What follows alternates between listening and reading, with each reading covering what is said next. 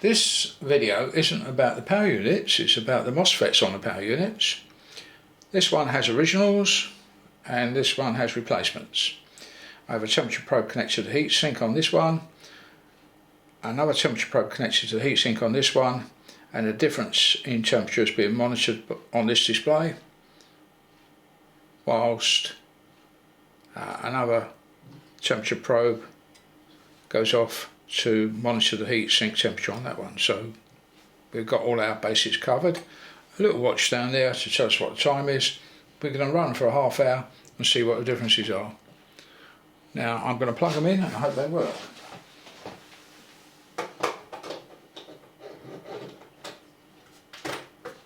Oh dear.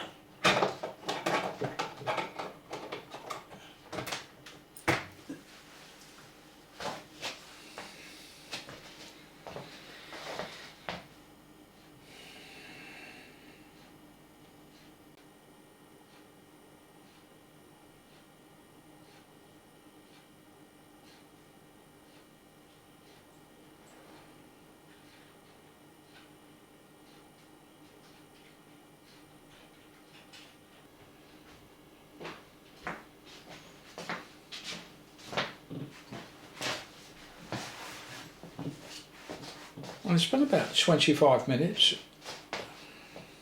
You can see the temperature difference is 26 degrees. That one is 29 degrees centigrade, the temperature of the heatsink. Please don't copy me and touch things. I'm aware of what I'm doing. You may not be. The actual temperatures, it's measuring 30 degrees, T1, and T2 is 57 degrees, so this heatsink is up to 57 and that one is 30 degrees, and that's the difference between the two. So this one is almost 27 degrees centigrade hotter than that one. The only difference is this is fitted with replacement MOSFETs and that one isn't.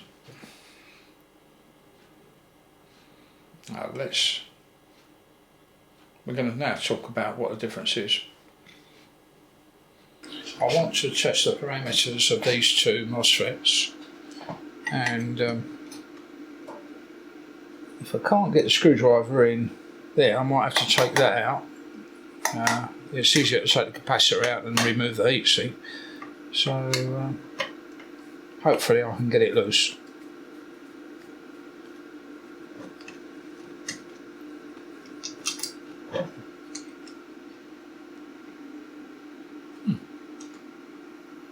Looks like I'm recording.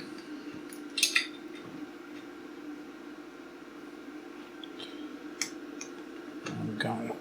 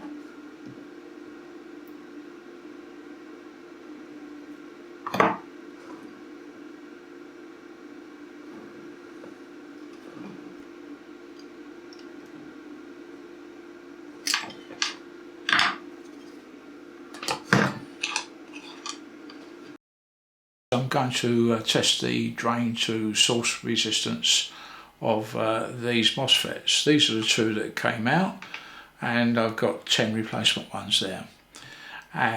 See what the variation is in the on resistance of drain to source. This is not the best thing to do with, you should really set up a special little test circuit for yourself, but this is just a subjective test to see what the differences are between them. And we'll start with the two devices that come out of the, and here we've got 3 values, and the important one is the RDS is 0.4 for that device, and that one came out of the power unit. Here's the other one that came out of the power unit. Let's put that in, just that one,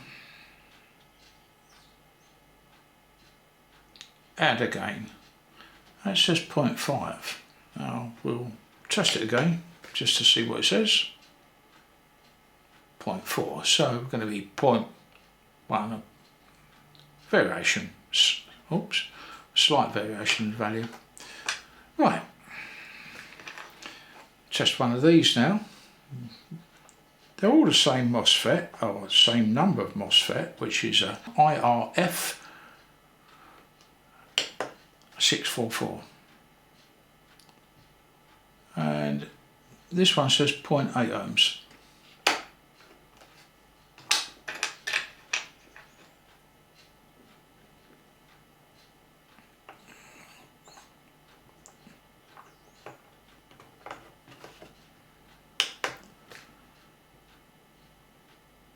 That one's 0.7.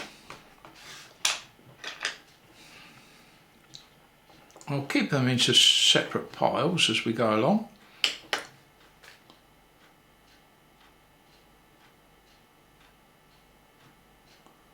And that one's 0.7.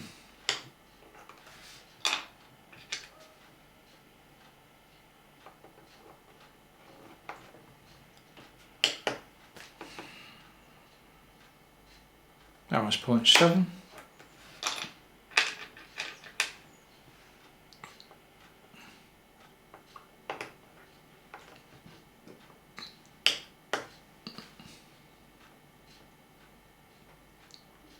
This one's 0.8.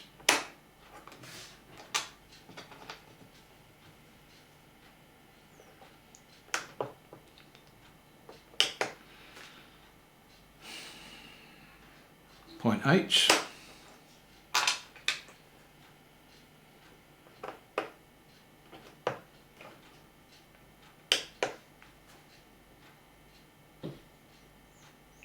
Point 8.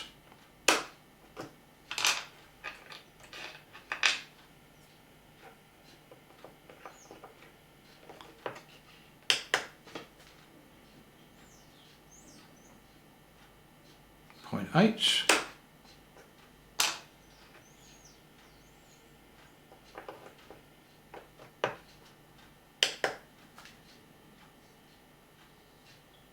So 0.8.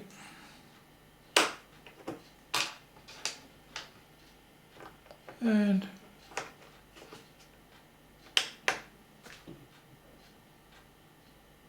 0.8. Just to prove that things have been going okay, we'll put in the original, oh not the original, but the ones out of the power unit.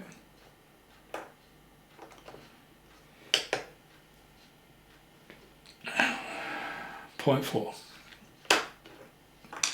Right, I'm not going to take the test any further. Now, I'm left with a bit of a puzzle here. Do I put these back? Is there some parameter?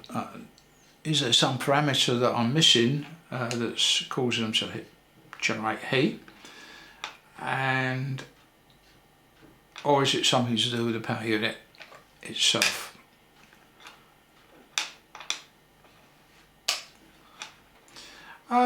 I'm going to replace it with a pair of these and see if there's any difference. Bearing in mind these have got a higher on resistance drain to source than the pair that I took out. So theoretically these should be less efficient than those, in my opinion. But we're going to find out now.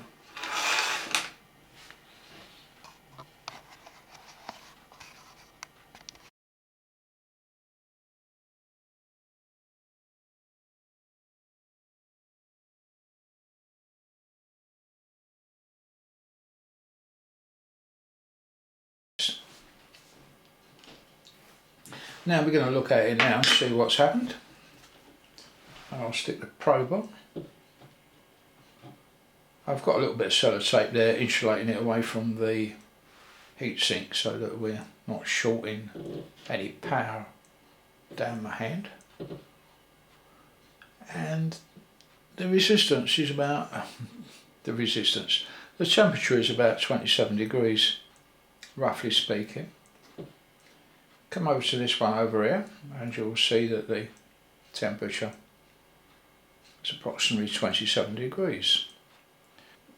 It's a little bit cooler today, and so this 28 that we're seeing here, or thereabouts, compares quite favourably with the other power unit, which gave about 30 in the previous test, whilst this one was giving us about 50 degrees centigrade. So it was worthwhile changing these out. Now I'll talk about them a little later on because something's a little bit odd about them, and I'd like to find out what, because their on resistance is about 0.4 of an ohm according to the little tester I had, whilst the ones I've put in their place are about 0.7 of an ohm, and that sort of difference doesn't really I would have thought, all things being equal, that the heatsink would run hotter, but it's not, so there's some other parameter that we're missing. Now, there is another part of this circuit that gets hot. There's two little boards. These little boards inside, I put one temperature probe on there, on the edge of this board, and you can see that it's climbing up to a similar temperature to the heatsink.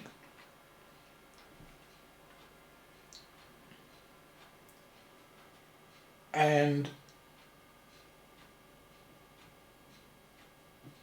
they're mounted in such a way that the edge of the board is butted up against the heat sinks to sort of take some of the heat away from the board.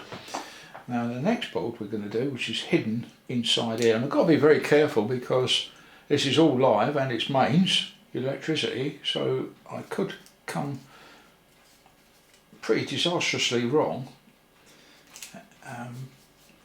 So I've got to be careful.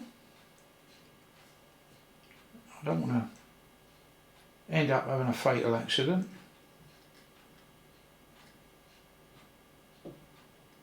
Now look at the temperature soaring now.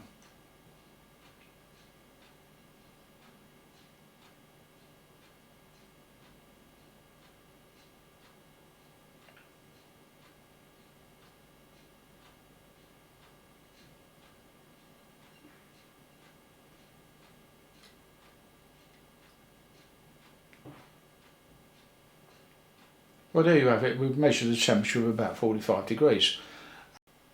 The board itself is a power factor correction chip on that board, and I'm going to look into finding out why it's running that hot, because the heatsink is about, we'll say 30 degrees, and that little board is running at about 15 degrees hotter than the heatsink.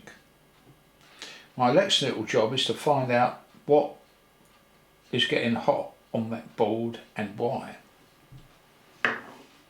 Not that the power unit doesn't work. When I tested it the other day, everything worked fine. Charging batteries okay, no problems. It's just that there's certain parts of this that are not running as efficiently as they should. Looking back at the test results that I got using my little MIDI tester, you will see the figure for what I believe to be the gate to source capacitance is 855 picofarads. Now that is for these devices. Now I did have 10 of them, I went through them all and they all measured roughly around about the same. I didn't really take any notice of it at the time, and perhaps I should have done. And if you look at the other one, we'll go full screen again, and first of all you'll see that we're a factor of about 4 higher, in that this is 3.49 nanofarads, and down here it's this particular device down here. The other one is in the tester. And it says SEC on there, which I believe stands for Samsung Electronic Corporation. And now I looked for a data sheet for these to see if I could find a data sheet produced by Samsung, and guess what? No, I couldn't find one, which to me is a little bit suspicious. However, the pile of 10 that I have here, they look like they're made by international rectifiers. I say look like because I don't know. And they are giving me a much lower figure, more in keeping with what the specification says. Now, what does the specification say? We'll have a look at that next. Let's come up with specification. Before we get stuck right into it, just to show you that we are talking about the same device, the IRF644. And we come down here to the input capacitance, which is roughly round about, well, not roughly, it says 10,060 picofarads. Although it doesn't say picofarads, it does on the graph, so we'll come to that in a second. The output capacitance is 140. Oh, it does say in that column it's picofarads. And the reverse transfer capacitance is 38 picofarads. And it gives you the test conditions here. And it says see figure 5. We'll go down to figure 5. And I get a value of, well, what do we get a value of? My little tester gives a value, works at about 4 volts. So we go 1, 2, 3, 4. Follow this up to the input capacitance, which it gives out 1,000. That'll be 2,000. So about 1,400 picofarads. We're in the right ballpark, and except for the one that is stamped SEC, the figure is about 4 times greater than this. Well, not really, 3 times greater than this. Too much of a difference to be right, which leads me to think that device is, the SEC devices are fake. Now, is there anything else that is a clue to why they were overheating? Because they actually worked and everything worked quite well, but it did get hot. We're going to look at another bit of stuff that I found on the internet, and it says power MOSFET electrical characteristics, and this is a little document that's produced by Toshiba. And on page 3, we're talking about capacitance characteristics.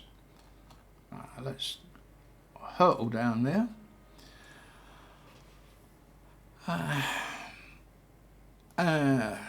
Just runs through the basic stuff.